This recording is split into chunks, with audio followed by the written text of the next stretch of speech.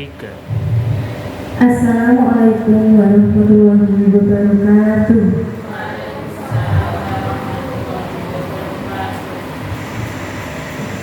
Yang terhormat Bapak Sutarman SPD selaku Kepala SD Negeri 1 Karimun Jawa. Yang saya hormati Ibu Ani Firlana selaku pemateri diseminasi menyebarkan pemahaman dan penerapan pengalaman budaya positif hari ini. Yang saya hormati Bapak Ibu hadirin sekalian. Puji syukur kita panjatkan kehadiran Allah Subhanahu wa Ta'ala yang telah memberikan kita rahmat serta hidayahnya sehingga kita dapat berkumpul dalam acara diseminasi menyebarkan pemahaman dan penerapan pengalaman budaya positif SD Negeri 1 Karimun Jawa oleh Ibu Ani Firlana. Tak lupa salawat serta salam kita haturkan kepada Nabi junjungan kita Nabi Muhammad SAW yang telah kita nantikan syafaatnya di hari akhir. Saya sebagai pembawa acara akan menyampaikan susunan acara diseminasi pagi hari ini. Yang pertama, pembukaan. Yang kedua, menyanyikan lagu Indonesia Raya dan Mars Jepara. Yang ketiga, sambutan. Yang keempat, kegiatan inti. Yang kelima, penutup. Untuk mengefisienkan waktu acara pada pagi hari ini, langsung saja kita beranjak ke acara yang pertama, yaitu acara pembukaan. Untuk pembukaan marilah kita bersama-sama membaca basmalah. Bismillahirrahmanirrahim. Untuk acara yang kedua, yaitu menyanyikan lagu Indonesia Raya dan Mars Jepara. Hadirin dimohon berdiri.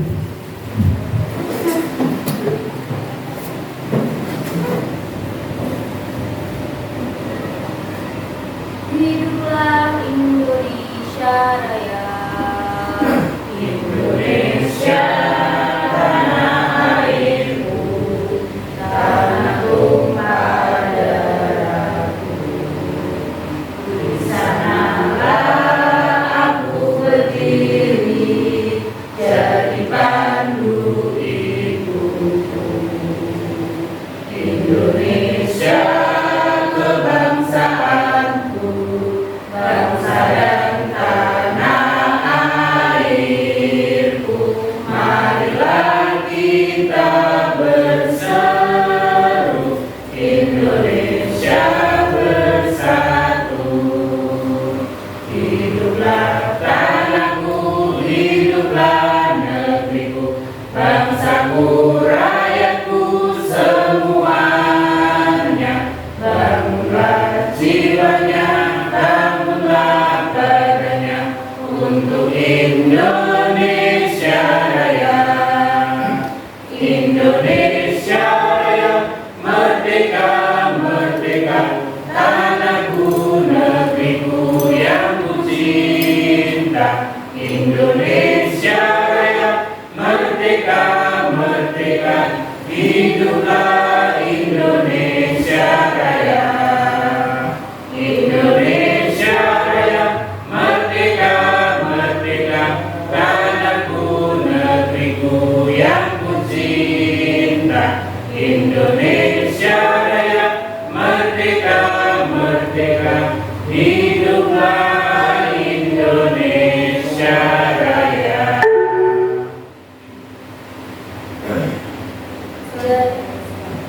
Jayalah Jeparaku, Jepara bumi Kartini kita, bergema di seluruh dunia. Seni ukir dan potensi pariwisatanya indah dan mempesona. Karena ini suluh emansipasi, hantarkan Jepara mendunia. Putri asli Jepara pantang mundur langkahnya dalam meraih citanya. Jepara bumi Kartini kita, mari kita membangun bersama, berkarya untuk maju, berslogan mulia, terus karya tak banding bumi.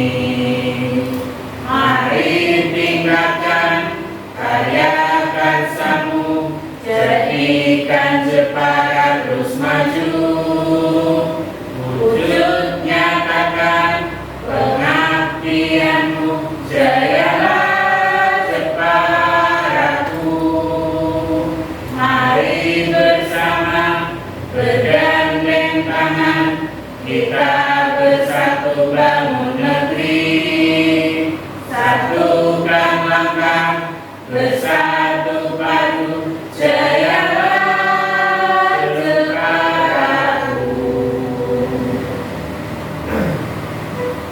Hadirin dipersilakan duduk kembali. Acara yang selanjutnya yaitu sambutan. Sambutan kali ini dari Bapak Kepala SD Negeri 1 Karimun Jawa, Bapak Sutarman SPY. Saya persilakan.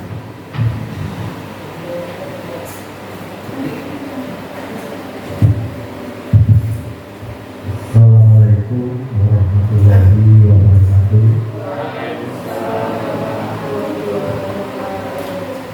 Alhamdulillah, mari kita selalu mengucapkan puji syukur kehadirat Tuhan yang Maha Agung yang telah memberikan beberapa anugerah berupa keselamatan, kesehatan, kesempatan sehingga pada kesempatan kali ini kita masih diperkenankan untuk menjalankan tugas-tugas kita sebagai guru. Jangan lupa pula serta salam selalu kita aturkan ke Nabi Muhammad SAW yang selalu kita melakukan ucapan. Bapak dan Ibu guru yang kami hormati dan kami banggakan, alhamdulillah dari tahun 2023-2024 SD Negeri 1 Karimun Jawa sudah ada 4 guru yang mengikuti program guru penggerak. Yang satu Pak Afrizal Bayu Kambuti sudah lolos di angkatan 9, disusul kemudian 3 orang guru lagi di angkatan 10, diantaranya adalah yang pagi hari ini mempresentasikan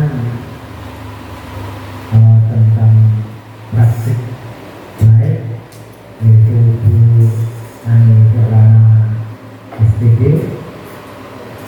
untuk nanti bisa kita dengarkan dan kita bisa sharing juga nanti apa yang disampaikan kita bisa bareng-bareng dilaksanakan pada kegiatan pembelajaran kita di kelas masing-masing.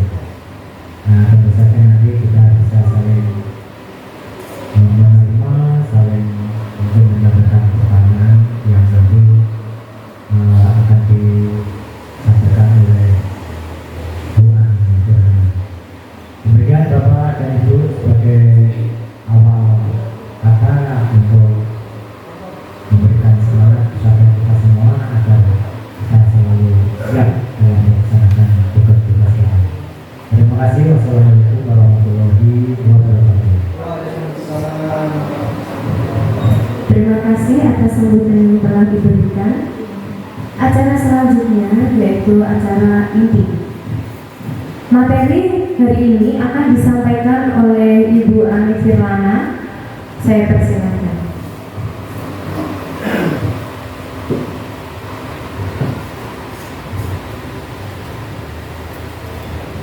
Terima kasih waktu yang diberikan kepada saya. Sebelumnya saya mau berpantun dulu ya Bu, Pak. Ya. Tapi tidak apa dulu.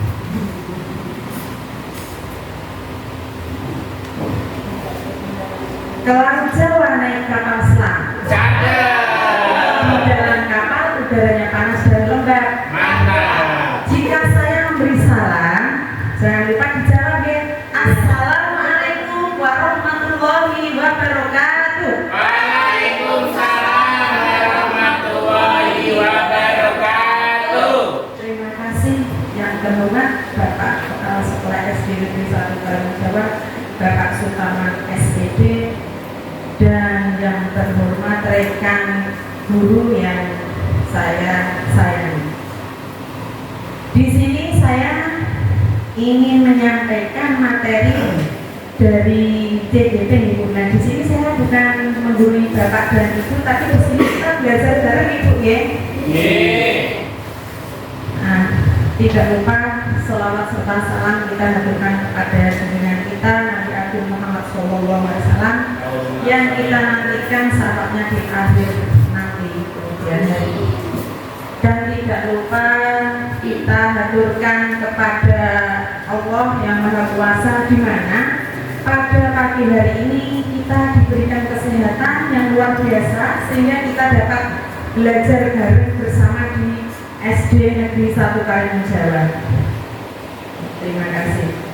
Nah, materi yang ingin saya sampaikan yaitu diseminasi penyebaran pemahaman dan penerapan pengalaman budaya positif. Nah, yang pertama kita disajikan sebuah pertanyaan pemantik ya Bapak Ibu. Nah, ini jawabannya hanya setuju atau tidak setuju saja Bapak Ibu. Nah, saya bacakan pertanyaannya, Bapak Ibu menjawab ya. Yang pertama, hukuman dapat mendisiplinkan anak menurut Bapak Ibu setuju atau enggak ya? Tidak. Pak Doni tidak setuju. Terus yang lain? Saya tidak setuju. Bu Sri juga tidak setuju. Mungkin ada alasannya ya Pak Bu? Ya, semua ada alasan. Nah, semua ada alasan. Setuju. Terus yang kedua, memberikan hukuman dengan hal positif seperti membaca atau membersihkan halaman sekolah dapat meningkatkan kedisiplinan anak. Setuju atau tidak? Setuju ya. Setuju juga, karena itu adalah merupakan kalau anak diberikan hukuman yang positif itu bisa membuat anak menjadi lebih baik lagi nih Bapak Ibu. Yang ketiga, memberikan penghargaan dapat meningkatkan motivasi belajar anak. Setuju atau enggak?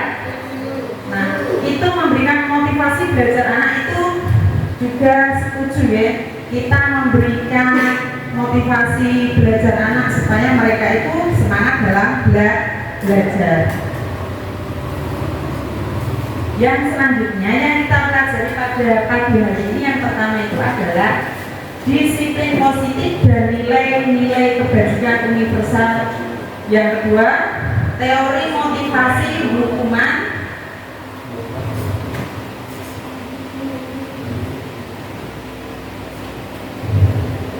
Saya ulangi lagi ya Bu ya. Yang kedua, teori motivasi hukuman dan penghargaan restitusi. Yang selanjutnya, keyakinan keras, kebutuhan dasar manusia, restitusi, 5 posisi kontrol, dan selanjutnya restitusi segitiga restitusi.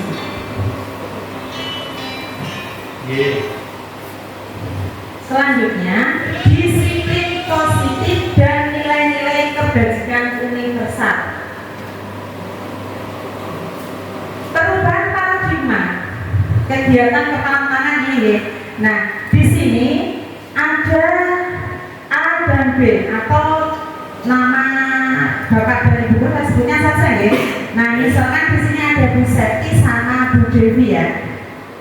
Nah, yang pertama atau A itu Bu Septi, yang B Bu Dewi. Nah, Bu Dewi ini adalah seorang guru yang memegang teguh prinsipnya ya. Meskipun Bu Dewi ini nanti dirayu dengan Bu Septi dengan cara apapun, tetapi Bu Septi tetap kukuh mempertahankan pendirian. Walaupun itu dirayu secara apa Bu? Kekerasan, masa rayu kekerasan Ibu ya? Dirayu dengan romantis ya. Nah, ini bisa dicoba Ibu ya, coba. Sudah Bu? Nah, coba. Nah, coba sekarang Bu Dewi merayu Bu Septi, apakah Bu Septi luluh enggak?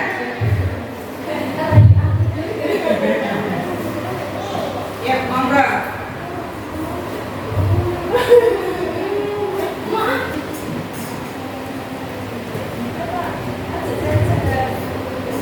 Apakah yang terjadi nanti Bu Septi luluh atau tetap melanjutkan pendiriannya? Sudah. Bu Seti luluh atau kuku terhadap pendiriannya? Bu Seti ternyata kuku terhadap pendiriannya. Dia tidak mudah dirayu ya. Nah, di sini Bu Seti itu adalah seorang guru yang memiliki apa itu namanya jiwa yang tidak bisa diatur oleh orang lain. Dia tetap teguh kepada pendiriannya. Dia dapat mengontrol dirinya sendiri. Pertanyaannya, apakah Anda membuka kepala tangan Anda? Nah, tadi Bu Seti sudah menyatakan bahwa Bu Seti itu tidak akan pernah membuka kepala tangannya. Nah, mengapa alasannya? Nah, itu tadi Bu Seti tidak bisa dikontrol oleh orang lain. Bu Seti tetap berpendirian teguh terhadap dirinya. Dalam kegiatan ini, sesungguhnya siapa yang mengendali atau kontrol untuk membuka atau menutup kepala tangannya Bu Seti? Nah, Bu Seti sendiri. Perubahan paradigma teori kontrol itu ada 4. Yang pertama, ilusi guru mengontrol murid.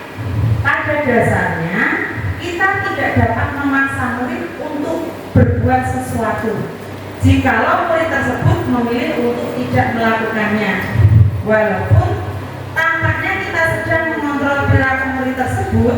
Hal ini karena murid tersebut sedang mengizinkan dirinya untuk dikontrol. Yang kedua, ilusi bahwa kritik dan membuat orang merasa bersalah dapat menguatkan karakter. Menggunakan kritik ini dan rasa bersalah untuk mengontrol murid akan membuat murid menuju pada identitas yang gagal. Yang selanjutnya, ilusi bahwa semua penguatan positif efektif dan bermanfaat. Penguatan positif atau bujukan adalah bentuk-bentuk kontrol segala usaha untuk mempengaruhi murid agar mengulangi suatu perilaku tertentu adalah suatu usaha untuk mengontrol murid. Yang selanjutnya adalah ilusi bahwa orang dewasa memiliki hak untuk memaksa. Banyak orang dewasa yang percaya bahwa mereka memiliki tanggung jawab untuk membuat murid-murid berbuat hal-hal tertentu. Perilaku memaksa tidak akan efektif untuk jangka waktu panjang dan sebuah hubungan permusuhan akan terbentuk. Selanjutnya ya, siapa sesungguhnya yang memiliki kontrol? Itu adalah diri sendiri.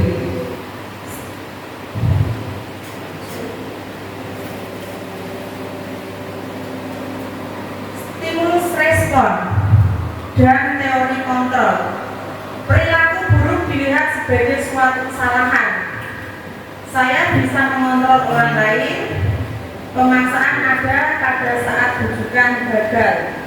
Model berpikir menang atau kalah. Itu yang stimulus respon.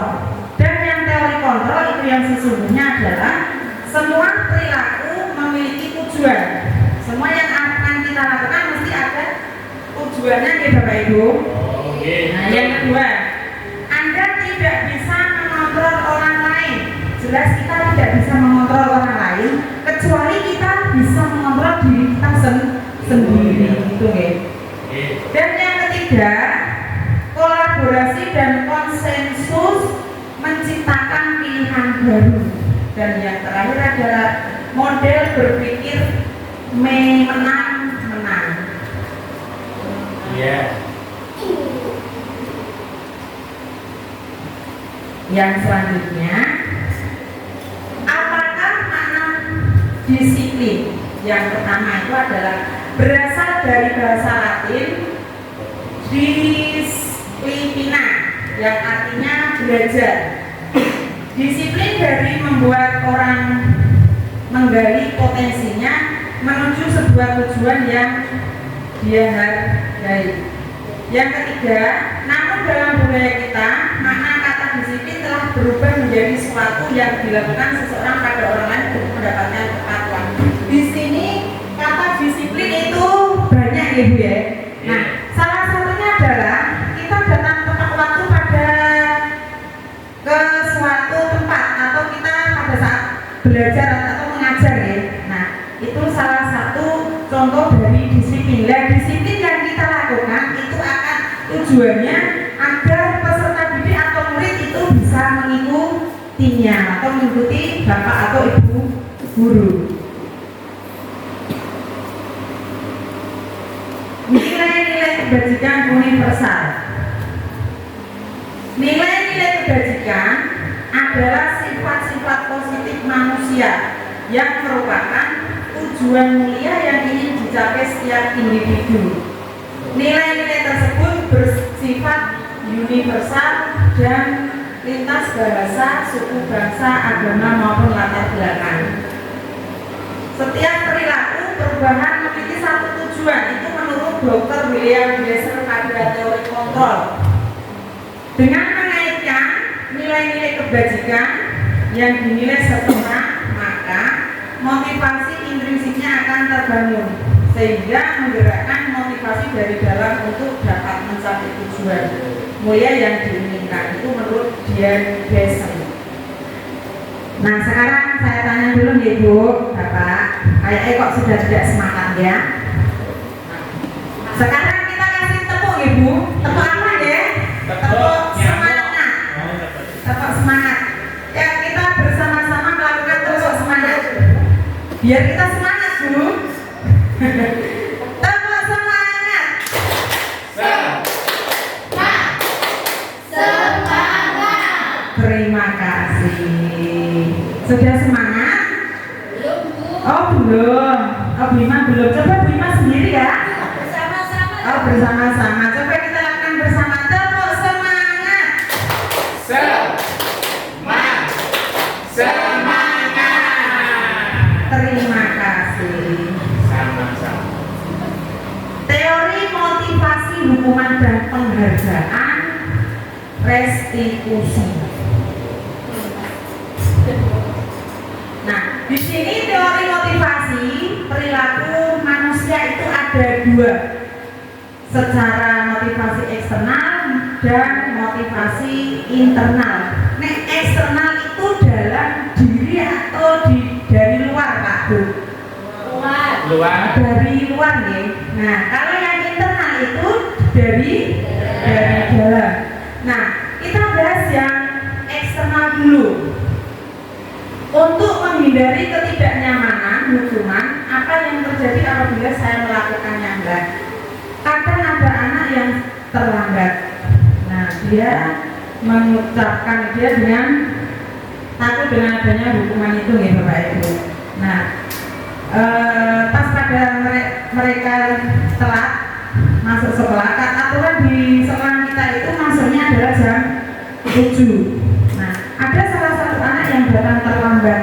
Nah, mereka itu akan dikenakan atau mereka merasa bersalah. Oh kok saya ini telat terus gitu. Nah, itu. Untuk mendapatkan imbalan dari orang lain atau institusi, apa yang saya dapatkan apabila saya melakukannya. Nah, di sini mereka akan melakukan sesuatu yang ada dapat imbalan dari bapak atau ibu guru. Dan yang selanjutnya adalah motivasi internal untuk menghargai diri sendiri. Saya akan menjadi orang yang seperti apa bila saya melakukannya. Nah, itu jelas mereka akan sadar diri melakukan kebiasaan yang baik. Dia akan menjadi lebih baik atau sadar diri. Oke. Nah, yang selanjutnya, apa itu merdeka? Menurut Ki Hajar Dewantara, merdeka itu artinya tidak terlepas dari perintah, akan tetapi juga cakap buat memerintah diri sendiri. Nah, merdeka di sini itu tidak seenaknya saja, tapi merdeka di sini dengan aturan yang telah disepakati atau yang telah diberlakukan untuk kita semua, atau memerdekakan anak itu ya, dengan pengawasan dari bapak atau ibu guru. Dihukum oleh penghargaan, bahwa penghargaan selalu sama dengan hukuman dalam arti meminta atau membujuk seseorang melakukan sesuatu untuk memenuhi suatu tujuan tertentu dari orang yang meminta atau membujuk. Dorongannya eksternal dan akan ada faktor ketergantungan. Nah, itu ada beberapa dampak dari pemberian penghargaan itu menurut Alfred Kohn. Yang pertama, pengaruh jangka pendek dan jangka panjang. Yang kedua, penghargaan menghukum. Dan yang ketiga, penghargaan mengurangi ketepatan. Keempat, penghargaan tidak efektif. Dan yang terakhir adalah penghargaan merusak hubungan. Merusak apa pun tadi? Hubungan. Coba Pak. Oh, merusak hubungan. Penghargaan merusak hubungan. Oh, ya. Hukuman atau konsekuensi. Tindakan guru di sini ada beberapa pertanyaan. Nanti Bapak Ibu guru jawab ya. Sesuai itu ada tindakan guru dan ada hukuman atau konsekuensinya. Nah, Bapak Ibu hanya menjawab hukuman atau konsekuensinya. Pertanyaan yang pertama, mencatat 100 kali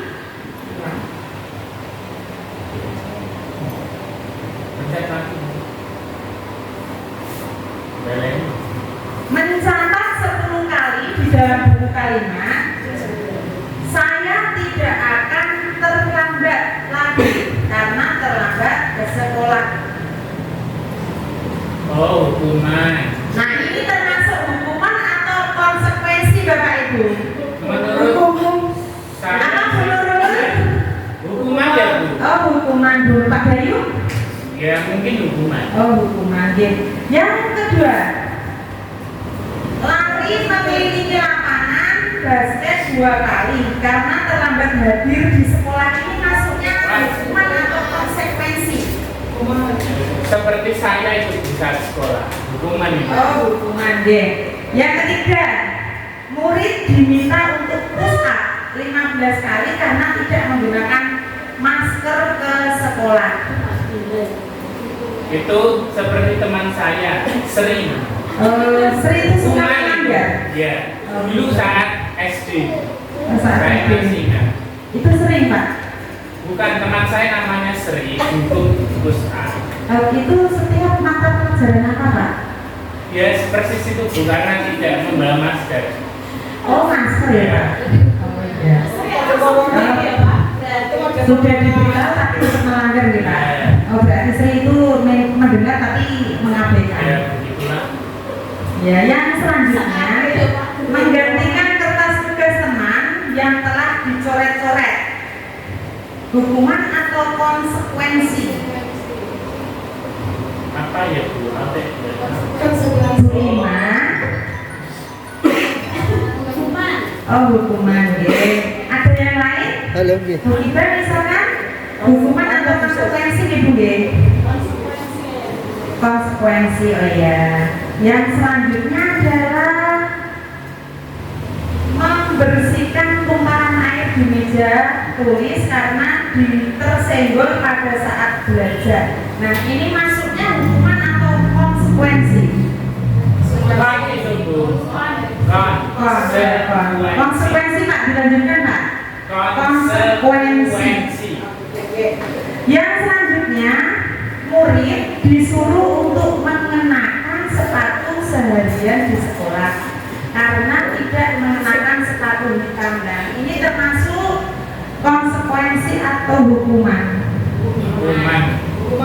Termasuk hukuman Kasihan ya juga. Bu itu. Pak. Kalau punyanya sepatunya putih Ya, nek misalkan punya sepatunya hanya putih, kalau mereka itu anak yang tidak mampu, ya kita harus gimana caranya supaya anak tersebut punya sepatu. Dulu saya sih saya pilot.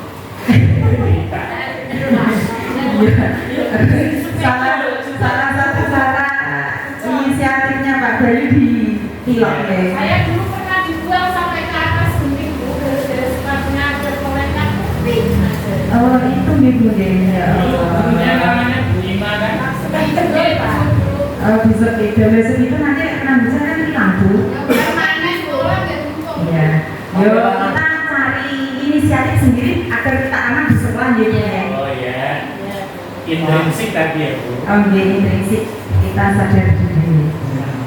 Lari yang selanjutnya, lari mengelilingi lapangan basket 2 kali karena terlambat 10 menit untuk pelajaran PJOK. Ini menurut Bapak, Ibu, hukuman atau konsekuensi? Konsekuensi. Konsekuensi. Besar Cik Ribon? Konsekuensi karena itu pelajaran PJOK sesuai dengan pelajaran. Oke, tepat sekali. Nah, ini tadi sudah kita jawab bersama. Sekarang jawabannya nanti sesuai atau enggak ya Pak ya? Dengan slide selanjutnya. Allahu Akbar. Oh yang pertama, oh ternyata sudah benar semuanya. Yeay. Tepuk tangan buat kita semua.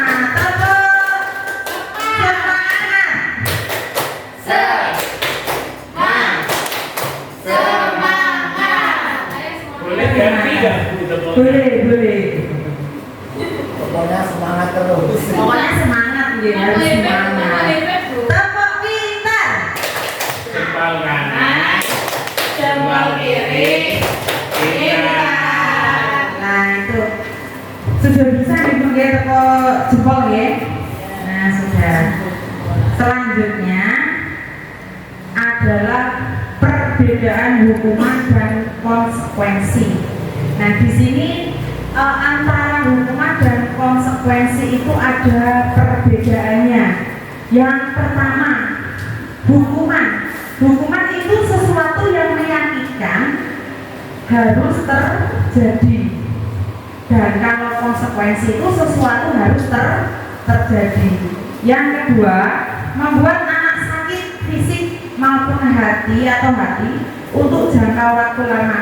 Nah kalau kita misalkan memberikan hukuman kepada anak didik kita, pemurid kita dengan cara yang berlebihan, kadang kita kan lepas kontrol nih Pak Bu, kita menghukum ada anak yang nakal. Nah tiba-tiba kita jewer atau memukul pada anak tersebut. Nah anak tersebut itu akan mengingat-ingat perlakuan kita selama nanti dia menjadi dewasa nanti. Dia akan mengingatnya terus. Aku pernah dijewer Pak Bayu, aku pernah dijirit Bu Sri. Nah itu memorinya akan merekam dan akan mengingat-ingatnya terus. Nah itu ya, kenang-kenang Ibu saya ya.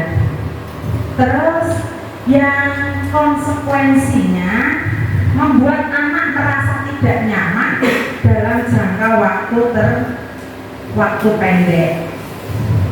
Selanjutnya, anak membenci kedisiplinan. Karena muridnya yang jenengan itu ada anak yang tidak suka kedisiplinan atau enggak Bu? Ada. Ada.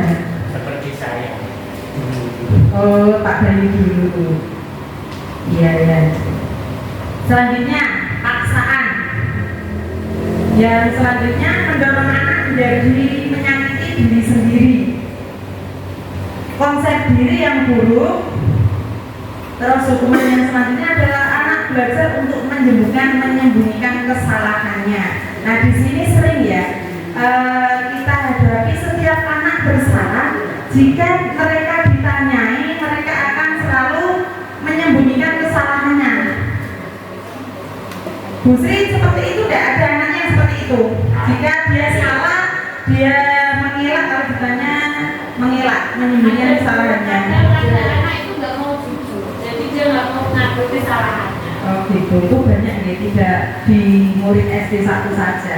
Terus hukuman yang selanjutnya, marah, rasa bersalah, mempermalukan, merasa tak dihargai. Nah itu, kalau konsekuensinya kehilangan hak, dibuat tidak nyaman, diasingkan untuk sementara, tempo.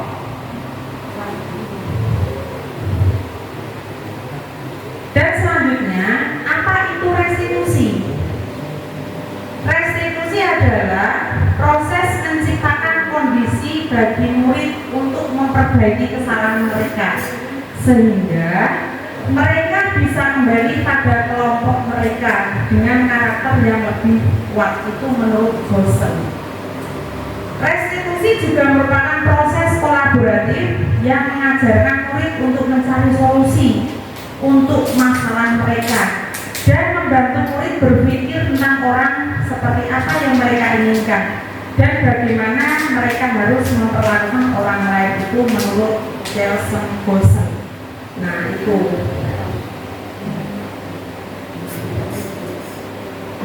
Selanjutnya, ciri-ciri restitusi itu ada 9. Yang pertama, bukan untuk menebus kesalahan, namun untuk belajar dari kesalahan. Kita harus mempunyai prinsip belajar dari kesalahan. Supaya apa? Kita bisa memperbaikinya.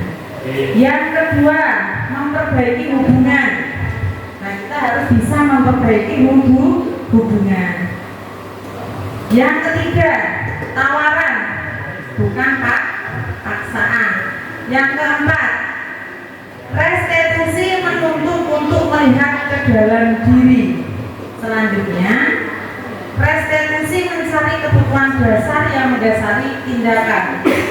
6. Restitusi diri adalah cara yang paling baik. Selanjutnya, restitusi fokus pada karakter bukan tindakan. 8. Restitusi fokus pada solusi. Nah, ini solusi. Yang ke-9, mengembalikan murid yang berbuat salah pada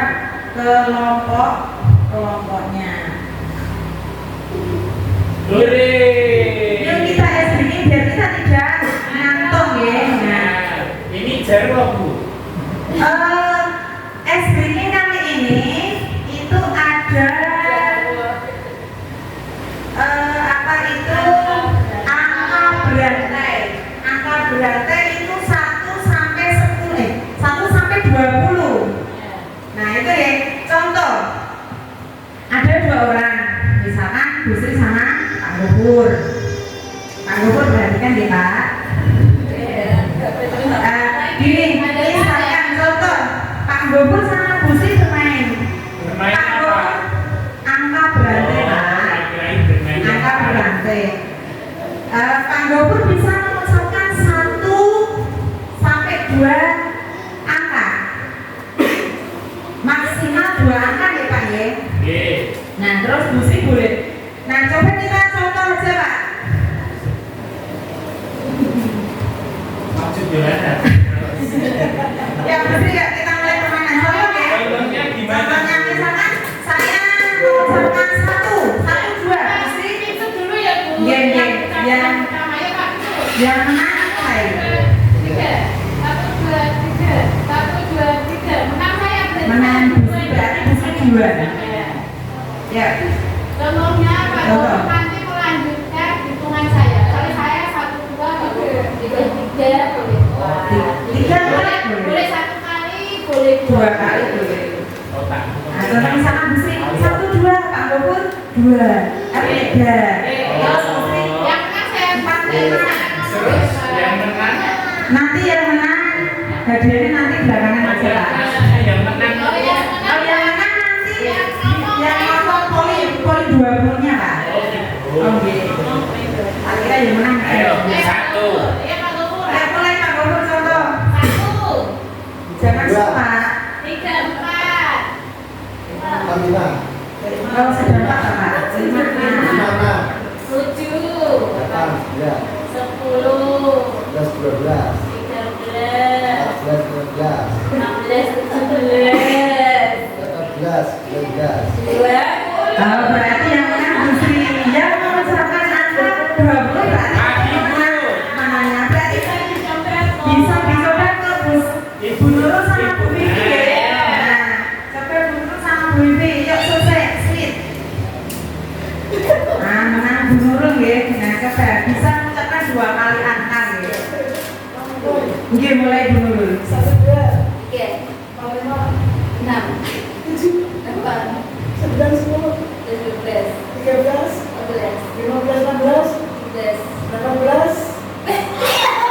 Berarti pemenangnya Loh. Bu Vivi berarti Bu Vivi pemenangnya. Nah, kunci dari permainan ini, siapa yang mengucapkan angka 17, nah itu akan menjadi pemenangnya ya Pak. Oh gitu. Kunci yang memisahkan Bu Nurul 17, terus yang menang mesti Bu Nurul. Triknya gimana Bu? Nah, triknya di angka 17 Pak. Supaya kita pas dapat 17 itu triknya gimana dari awal? Nah, misalkan Bu Sri bilang 16, 15, 16.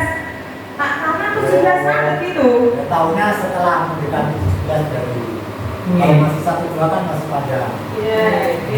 Nah, itu kuncinya itu jika kita mengucapkan angka 17, maka kita akan menjadi pemenang. Gitu. Nanti bisa dicoba di rumah dengan Bapak ini. Ya. Dapat oh iya itu. Sudah paham ya Pak ya? Nah, ya itu biar kita tidak ngantuk aja. Selanjutnya, keyakinan kelas.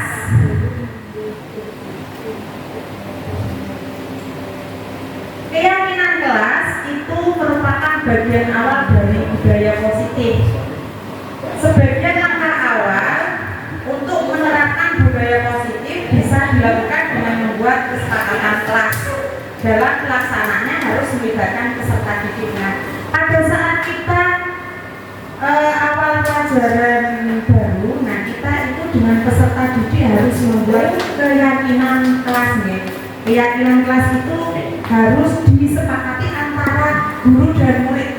Nah, seorang guru tidak boleh membuat keyakinan kelas sendiri supaya diikuti oleh murid. Itu tidak boleh. Kita harus membuat kesepakatan antara seorang guru dan murid. Nah, setelah keyakinan kelas terbuat, itu harus kita laksanakan dengan tenanan. Tenanan itu apa ya Pak ya? Sesungguhnya, sungguh-sungguh ya. Nah, itu.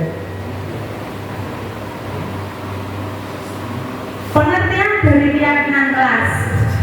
Keyakinan bersama yang berisi nilai-nilai yang dikerjakan, kemudian dengan sadar dan tanpa paksaan disepakati oleh seluruh anggota kelas untuk menciptakan budaya positif yang ada di sekolah. Mengapa harus keyakinan kelas atau bukan peraturan kelas? Karena keyakinan kelas atau keyakinan untuk mendukung motivasi diri atau intrinsik, kembali ke nilai-nilai atau keyakinan pada diri seseorang, karena keyakinan tadi lebih menggerakkan seseorang daripada sekedar mengikuti peraturan-peraturan. Cara membuat keyakinan kelas itu bisa dilakukan di pembelajaran awal, buat forum diskusi untuk mengungkapkan keinginannya dalam pembelajaran di kelas. Peserta didik menuliskan harapannya pada kertas, dikelompokkan nilai-nilai positif yang serupa. Ini bisa itu nanti pada saat pembuatan keyakinan kelas itu peserta didik atau murid itu bisa dikasihkan kertas yang warna-warni itu loh Bu, namanya adalah sticky note. Itu warna kertas yang menarik. Nah, itu warna-warna yang cerah itu biasanya para siswa atau murid itu lebih senang ya Pak Bu. Nah, mereka akan membuat atau menulis di sticky note yang kelas yang dia tulis itu akan ditempelkan di depan papan tulis. Nah, kalau sudah membuat atau menempel, ya keyakinan itu harus disepakati bersama. kita lakukan. Nah, selanjutnya ada jambrut. Apa? Jambrut, Pak. Ini jambrut apa ini ya? Jambrut kan itu. Nah, kita bisa melakukan ya.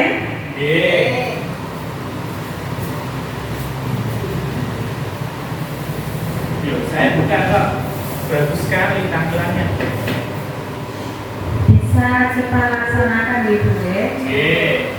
Nah, jambrut untuk membuat keyakinan kelas kita. Siap.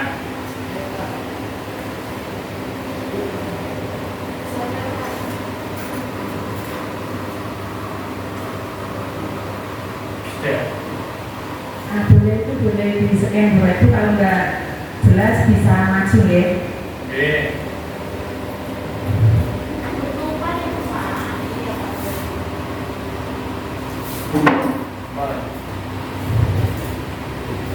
Sudah Bu. Bu Sri, jangan lupa. Betul.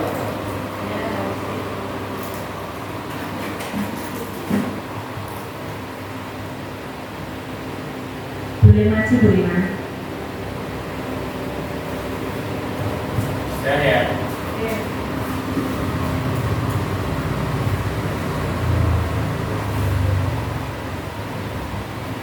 Nah, itu sudah ada yang menuliskan Bu Kita. Nah, keyakinan kelas yang ditulis Bu Kita itu adalah menjaga kebersihan. Nah, itu sangat penting bagi kita semua menjaga kebersihan. Yang selanjutnya, nah, kita harus mengingatkan kepada murid kita supaya untuk tetap menjaga kebersihan. Kalau anak itu tidak diingatkan dan diingatkan, mereka akan lalai, lupa. Yang selanjutnya ada menghormati guru. Nah, itu yang harus kita atau lakukan. Hadir tepat waktu. Bu Sri hadir tepat waktu ya Bu. Bapak Sutarman berbicara sopan santun. Nah, itu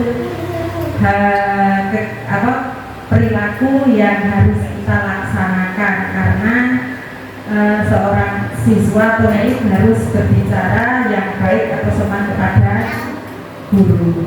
Tidak sama guru saja, sama orang yang lebih tua dari mereka. Pak Bayu, izin apabila tidak berangkat. Nah, izin itu dengan tertulis ya, menggunakan surat izin. Biasanya sekarang itu orang tua kalau mengizinkan anak itu dengan apa itu WA. Nah, itu tidak diperbolehkan, harus ada tertulis menggunakan surat izinnya. Nah, itu deh. Yang terakhir adalah meletakkan benda ke tempatnya kembali. Nah, itu harus dibiasakan. Kalau mengambil sesuatu dari mana, nah itu kita harus meletakkan pada tempatnya semula. Bungus, buang sampah pada tempatnya. Oke. Nah, itu deh kegiatan kelasnya kita buat.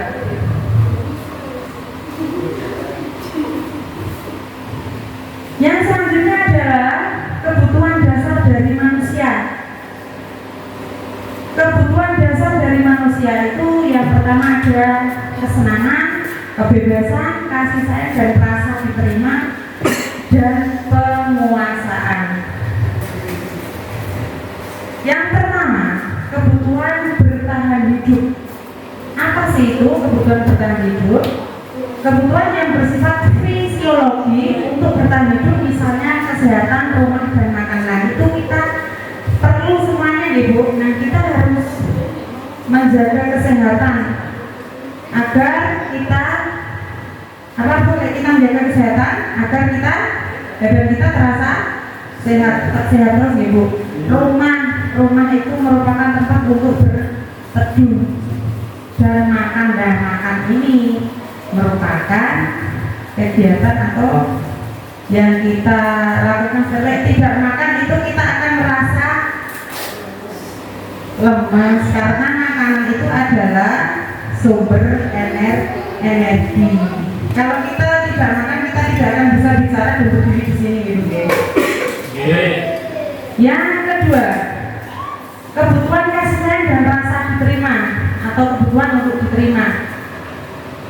Kebutuhan untuk disayangi dan diterima meliputi kebutuhan akan hubungan dan koneksi sosial, kebutuhan untuk memberi dan menerima kasih sayang, dan kebutuhan untuk merasa menjadi bagian dari suatu kelompok. Kebutuhan ini juga meliputi keinginan untuk tetap berhubung dengan orang lain seperti teman, keluarga, pasangan hidup, teman kerja, binatang peliharaan, dan kelompok di mana kita tergabung. Nah, semua ini harus saling berhubungan.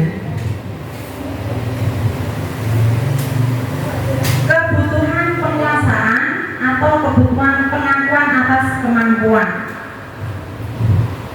Kebutuhan ini berhubungan dengan kekuatan untuk mencapai sesuatu, menjadi kompeten, menjadi terampil, diakui atas prestasi dan keterampilan kita, didengarkan dan memiliki rasa harga diri. Kebutuhan ini meliputi keinginan untuk dianggap berharga, bisa membuat perdebatan, perbedaan, bisa membuat pencapaian kompeten, diakui dan dihormati. Yang keempat, kebutuhan kebebasan atau kebutuhan akan pilihan. Kebutuhan untuk bebas adalah kebutuhan akan kemandirian, otonomi, memiliki pilihan dan mampu mengendalikan arah hidup seseorang. Anak-anak dengan kebutuhan kebebasan yang tinggi menginginkan pilihan. Mereka perlu banyak bergerak, suka mencoba-mencoba, tidak terlalu berpengaruh untuk orang lain, dan senang mencoba hal baru dan sebagainya. Itu kebiasaan anak, ingin mencoba hal yang baru. 5. Kesenangan, kebutuhan untuk merasa senang. Kebutuhan akan kesenangan adalah kebutuhan untuk mencari kesenangan, bermain dan tertawa. Bayangkan hidup tanpa kenikmatan apapun, betapa menyedihkan. Glaser menghubungkan kebutuhan akan kesenangan dengan pembelajaran. Anak-anak dengan kebutuhan dasar kesenangan yang tinggi biasanya ingin menikmati apa yang dilakukan. Mereka juga bisa berkonsentrasi tinggi saat mengerjakan hal yang disenangi. Nah, itu. Nah, 5 posisi kontrol. Nah, di sini ada 5 posisi kontrol yang dimiliki oleh guru. Yang pertama itu ada penghukum. Nah, 5 posisi kontrol yang pertama itu adalah merupakan penghukum. Seorang penghukum bisa menggunakan hukuman fisik maupun verbal. Orang-orang yang menjalankan posisi penghukum senantiasa mengatakan bahwa sekolah memerlukan sistem atau alat yang dapat lebih menekan murid lebih dalam lagi. Dan yang kedua, posisi kontrol guru yang kedua, membuat merasa bersalah. Pada posisi ini biasanya guru akan bersuara lebih lembut. Pembuat rasa bersalah akan menggunakan keheningan yang membuat orang lain merasa tidak nyaman, bersalah atau rendah diri. Yang selanjutnya, posisi kontrol guru adalah sebagai seorang teman. Guru pada posisi ini tidak akan menyakiti murid, namun akan tetap berupaya mengontrol murid melalui persuasi. Posisi teman pada guru bisa negatif atau positif. Nah, ini yang di posisi teman itu bisa bersifat positif atau negatif. Biasanya itu kita terlalu kayak sama murid kayak teman, itu biasanya murid itu akan menjadi manja gitu ya.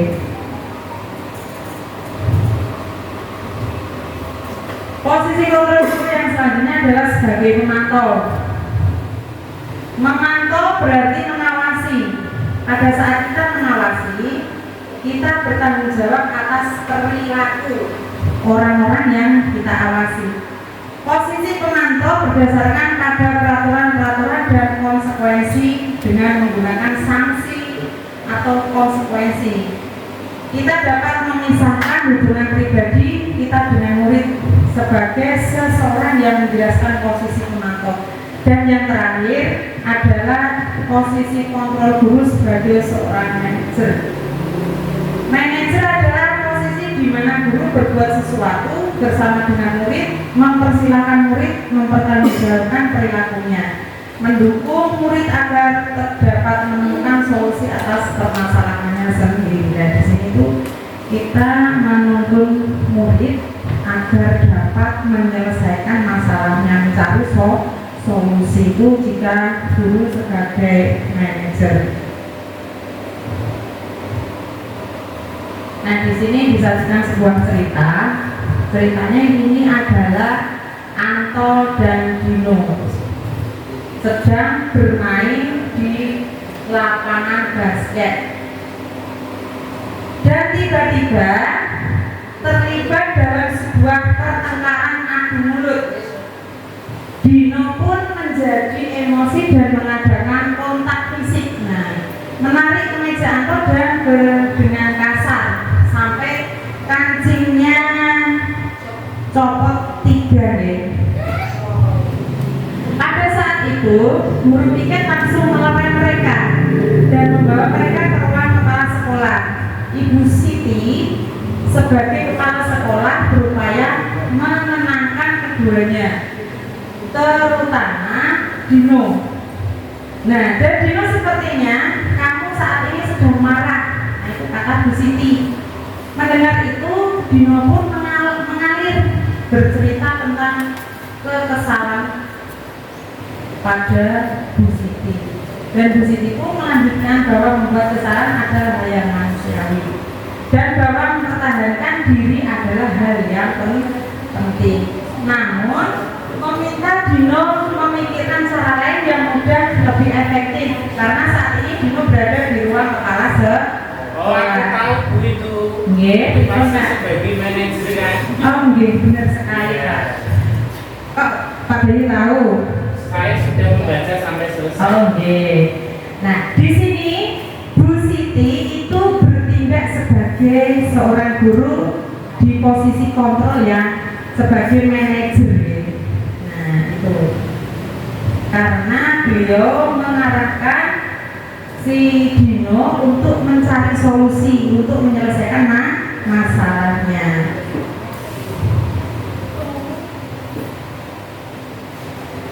Sebagai manajer tadi betul ya kata Pak Bayu ya di slide berikutnya. Karena Bu Siti memberikan hukuman tidak membuat orang merasa salah, namun Bu Siti menenangkan keduanya, mempersilahkan murid bercerita terkait masalah dan mengajak memperbaiki masalahnya, serta mengajak murid untuk menganalisis kebutuhan dirinya ataupun kebutuhan orang lain. Segitiga restitusi.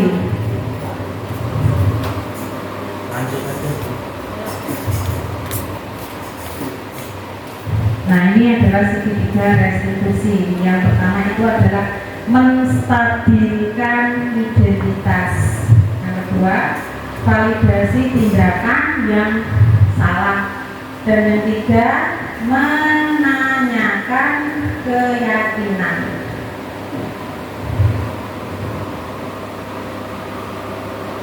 Nah, di sini yang pertama adalah untuk membuat anak yang merasa gagal karena berbuat salah menjadi positif terhadap dirinya. Yang pertama itu adalah menstabilkan identitas. Guru berkata, berbuat salah itu hal yang manusiawi. Tidak ada manusia yang sempurna. Bapak atau ibu juga berbuat salah. Kita pasti bisa menyelesaikan permasalahan ini. Bapak atau ibu tidak tertarik untuk mencari tahu siapa yang benar, siapa yang salah. Bapak atau ibu lebih tertarik untuk menyelesaikan masalah. Kalau kamu menyalahkan dirimu sendiri terus-menerus, apa kamu bersifat atau bersikap baik pada dirimu sendiri? Oh, itu. Oke, Pak. Dan yang kedua, validasi tindakan yang salah. Ini yang salah ya. Yang pertama adalah guru berkata, kamu bisa saja kan melakukan hal yang lebih buruk, tapi kamu tidak melakukannya. Yang kedua, kamu pasti punya alasan mengapa melakukannya. Yang selanjutnya, apa yang penting bagi kamu?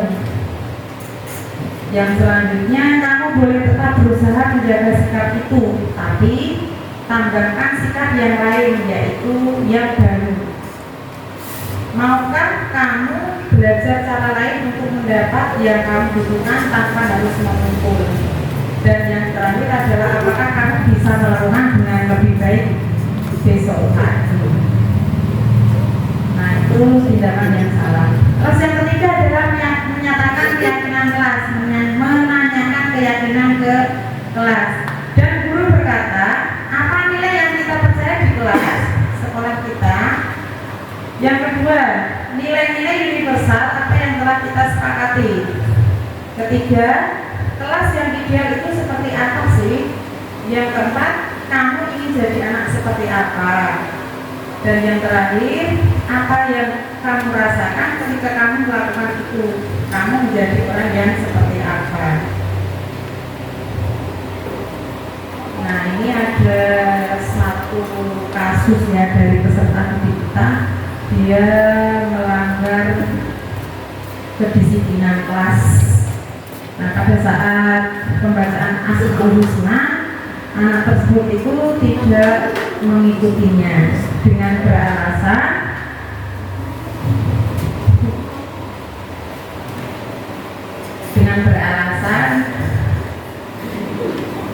dia bangunnya terlambat.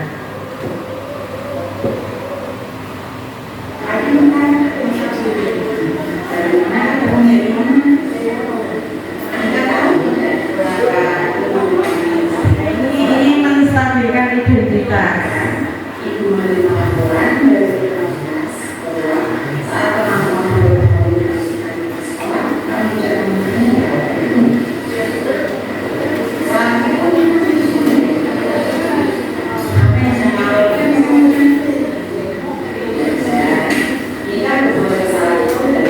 Ini validasi tindakan yang salah.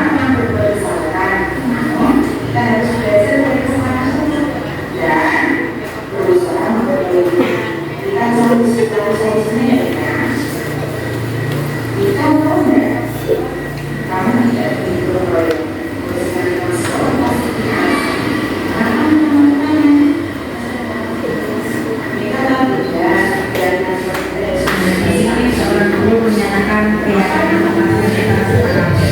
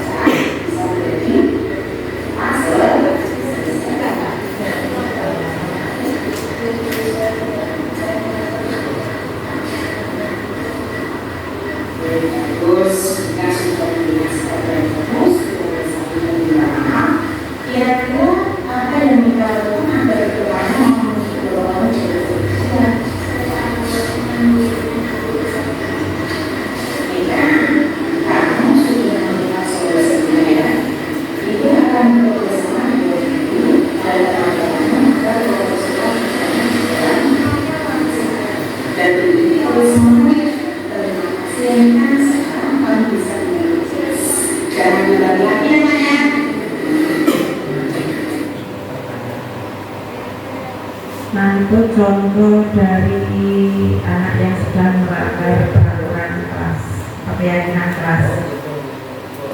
Ya. Nah, yang selanjutnya ada kahut nih.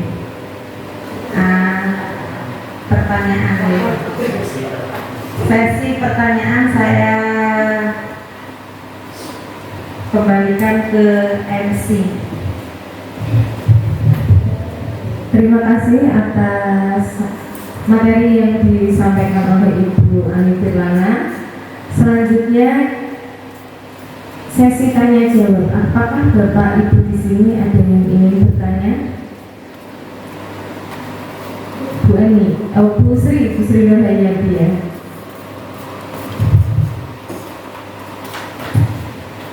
Terima kasih atas kesempatan dan waktunya. Saya hanya berapresiasi kepada Bapak, ya. Terima kasih atas paparan yang sudah dipaparkan oleh Bu Ani tentang diseminasi budaya positif. Dengan paparan tadi, saya selaku guru SD Negeri 1 Karimunjawa jadi tahu bagaimana memposisikan diri sebagai guru yang baik. Sebelumnya saya suka memposisikan diri sebagai penghukum, Bu.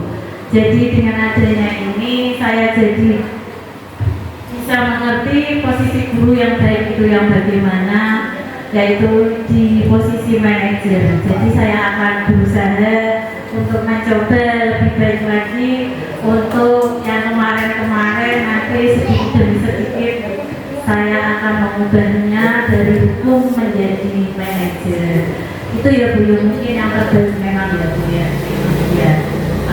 Untuk pertanyaan saya, selain jadi manajer, apakah kita boleh jadi teman untuk posisi kontrol? Apakah memang yang terbaik itu menjadi manajer?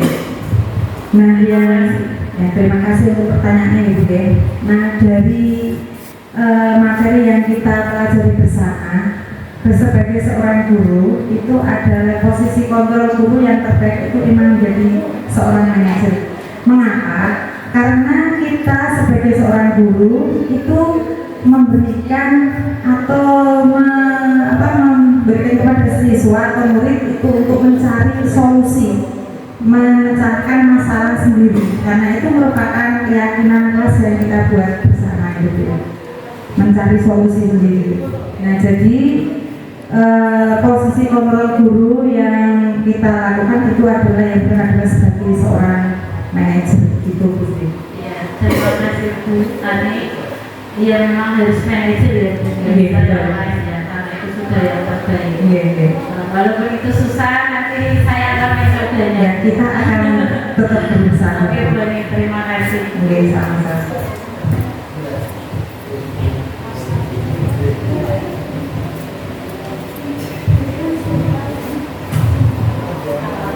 Nah, kita akan mencoba permainan yang telah dipersiapkan Bu Ani, yaitu kahut. Silakan Bapak Ibu. Monggo Bapak Ibu untuk mencoba lagi untuk permainan yaitu kahut ya. Monggo untuk scan bisa maju ke depan kalau nggak jelas. Bisa di scan dulu untuk pinnya Pak Pin. Nah, sudah di scan. Sudah di scan Bapak Ibu? Belum. Ayo Bu.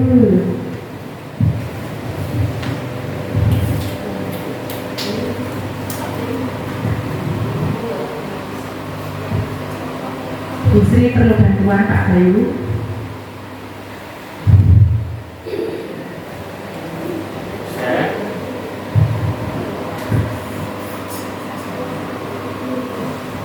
Pinnya Pak Pin. Oh, ada yang belum nyeket? Bima sudah? Sudah.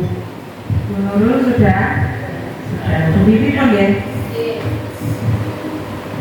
Pinnya 563 8447. Ayo kita jawab. Ini kompetisi. Yang menang dapat apa? 25 Dumus, Bu Bibi,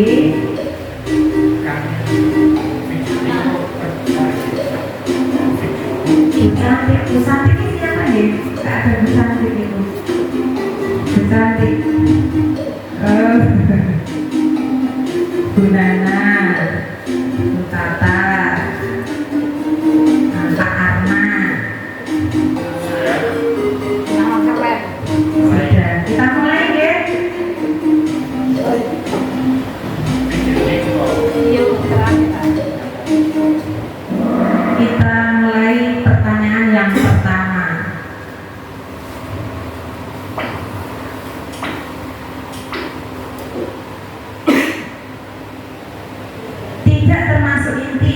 budaya positif.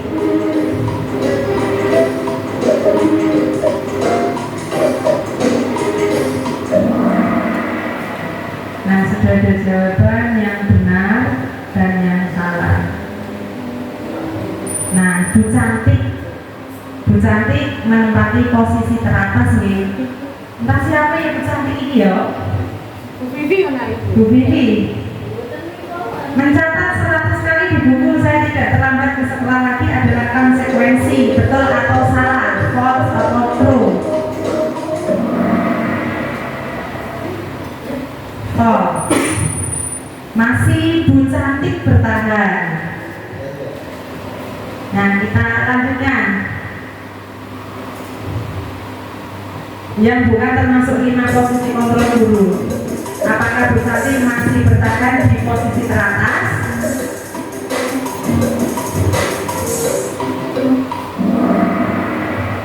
Penyuruh yang benar. Masih Bu Cantik. Ayo yang lainnya yuk. Semangat. Posisi di mana guru mempersilakan murid mempertanggungjawabkan perilakunya adalah contoh manajer. False or true? True. Masih Bu Cantik. Ayo Bu Cantik, semangat yuk. Pertahankan ya. Selanjutnya, keyakinan kelas melibatkan seluruh murid, betul atau salah?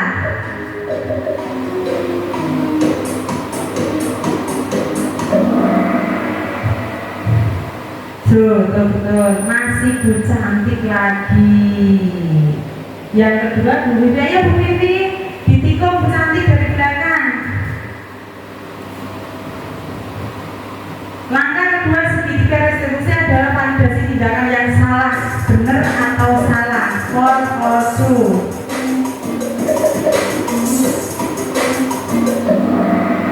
True. Nah, sudah selesai. Siapa yang menduduki peringkat? Nah, peringkat ketiga ada Bu Iman. Peringkat kedua Bu Vivi dan yang pertama adalah Bu Cantik. Selamat Bu Cantik situ ya. Enggak tidur Pak. Enggak kira adik tidur.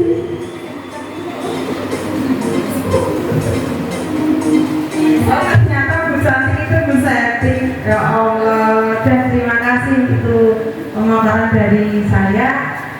Selanjutnya saya lanjutkan ke acara. Monggo Bu Set. Terima kasih atas materi yang telah disampaikan oleh Bu Leni, ditambah kuis-kuis yang inovatif, kreatif ya ini lewat online di permainan Kahoot. Tidak terasa kita sudah sampai di penghujung acara, yaitu acara terakhir, acara penutup. Jikalau saya sebagai pembawa acara dan Bu Leni sebagai pemateri terdapat salah kata maupun perbuatan yang kami sengaja ataupun tidak sengaja, kami mohon maaf. Wassalamualaikum warahmatullahi wabarakatuh. Waalaikumsalam warahmatullahi wabarakatuh.